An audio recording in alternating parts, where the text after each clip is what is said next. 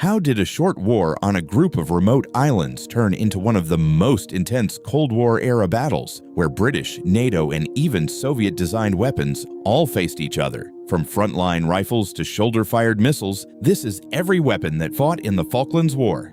Rifles L1A1 SLR. The L1A1 self-loading rifle was the standard British infantry rifle during the conflict. Chambered in 7.62mm NATO, it delivered excellent range and stopping power, which proved valuable in the open rocky terrain of the Falklands. However, its weight and long length made it less ideal in close combat and during long marches across harsh landscapes. FNFL-50. This was the primary service rifle of Argentine forces. Known for its durability and power, the full-length FL performed well in cold and wet conditions. While accurate at range, it was heavier than modern assault rifles and slower to handle in close engagements. FNFAL 50.61A folding stock version of the FAL designed for airborne and mobile units. The shorter configuration improved maneuverability in confined positions such as trenches and rocky outcrops, while maintaining the same firepower as the standard FL. M16A1. Used in limited numbers by British special units, the M16A1 offered lighter weight and controllable automatic fire. While accurate and fast handling, it required careful maintenance, especially in the harsh weather conditions of the South Atlantic. XM177E1A compact carbine variant of the M16 family, favored for patrols and special operations. Its shorter barrel made it effective in close combat, though it sacrificed range and muzzle velocity compared to full-length rifles. FN-49, an older semi-automatic rifle still in Argentine service. Although outdated by 1982 standards, it remained reliable and accurate, especially in defensive roles where automatic fire was less critical.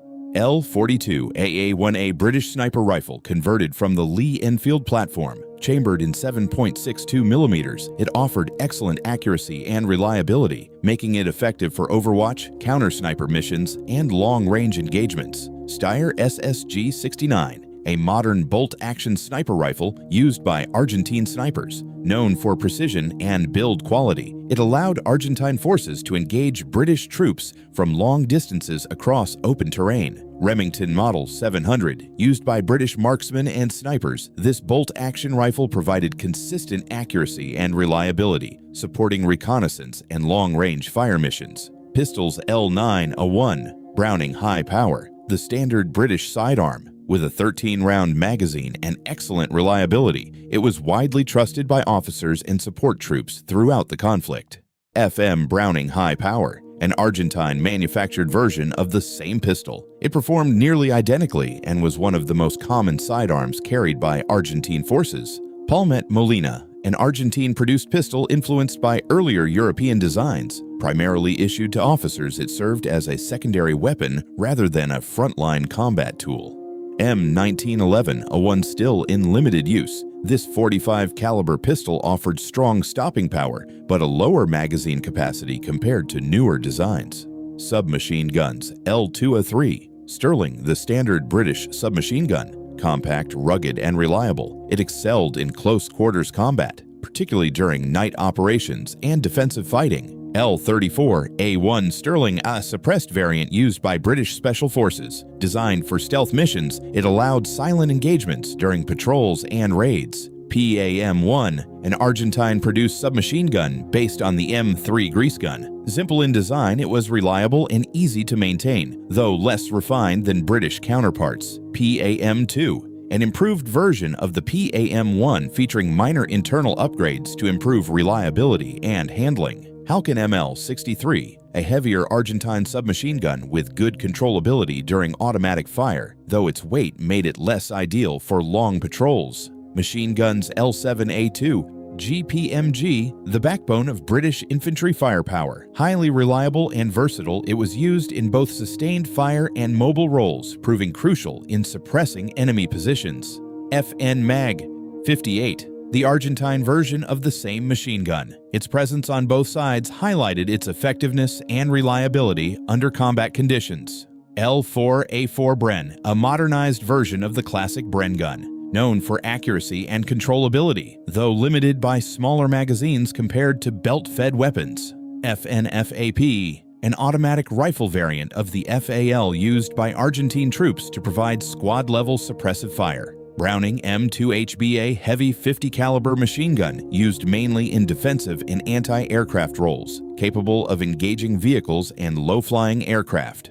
Browning M1919 A4, an older medium machine gun still used in fixed defensive positions, valued for its sustained fire capability. Shotguns Remington 870, used primarily by British forces for close quarters combat, guard duties, and security operations. Its reliability made it effective in harsh weather. Browning Auto 5, a semi-automatic shotgun used in limited roles, offering faster follow-up shots compared to pump-action designs. Grenade launchers M79, a single-shot 40mm grenade launcher used for indirect fire. It allowed infantry to engage enemies behind cover or in trenches.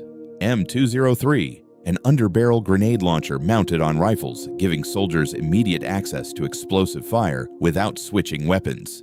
Anti-tank weapons M72 Law, a lightweight disposable rocket launcher used by both sides, simple and effective against light armor and fortified positions. L14A1, Carl Gustav, a reusable recoilless rifle capable of firing various ammunition types, making it versatile against armor, bunkers, and troop concentrations.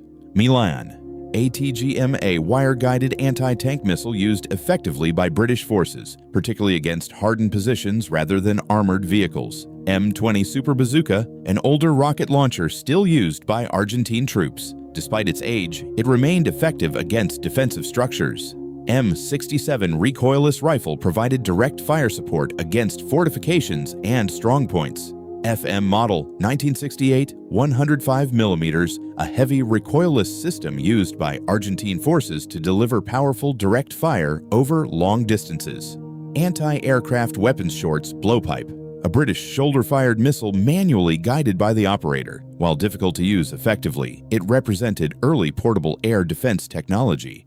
FIM-92. Stinger-captured examples were used late in the conflict. Highly advanced for its time, it posed a serious threat to low-flying aircraft. 9K-32 Strela 2A Soviet-designed missile used by Argentine forces. Though limited in effectiveness, it forced British pilots to fly at higher altitudes. Mortars L9, a 151mm mortar, a lightweight British mortar used for close support and quick suppression. L16, a 181mm mortar, the primary British mortar system providing accurate and sustained indirect fire across the battlefield. FM 60mm mortar, an Argentine light mortar used for rapid response and infantry support. FM 81mm mortar provided medium-range indirect fire, comparable to British 81mm systems. FM 120mm mortar, a heavy mortar capable of delivering powerful explosive rounds over long distances, used for area bombardment.